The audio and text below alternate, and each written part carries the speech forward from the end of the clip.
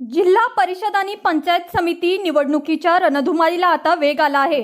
प्रत्यक्ष पक्ष आपली ताकद दाखवत असताना राष्ट्रवादी काँग्रेस पक्षाचे घड्याळ चिन्ह असलेले अवसारी पिंपळगाव जिल्हा परिषद गटासाठी इच्छुक उमेदवार विष्णू काका हिंगे तसेच पिंपळगाव पंचायत समितीचे इच्छुक उमेदवार शिवाजी निगोट व अवसारी पंचायत समितीचे उमेदवार निलेश टेमकर यांनी आज भव्य रॅली काढत आपल्या समर्थकांची मोठी उपस्थिती दाखवून दिली आहे.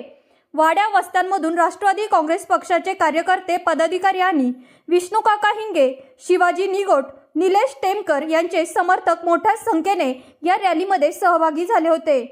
घड्याळ चिन्हाचे झेंडे, जय राष्ट्रवादीच्या घोषणा आणि ढोल ताशांच्या गजरात संपूर्ण परिसर राष्ट्रवादीमय झाल्याचं चित्र पाहायला मिळालं.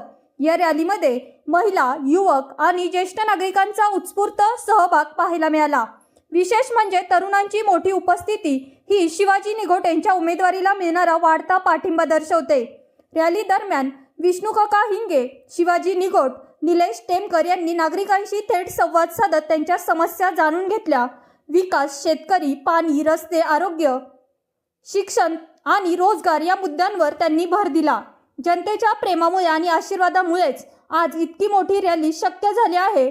पंचायत समितीच्या माध्यमातून शेतकरी, महिला, युवक आणि सर्वसामान्य नागरिकांसाठी प्रामाणिकपणे काम करण्याचा माझा निर्धार आहे.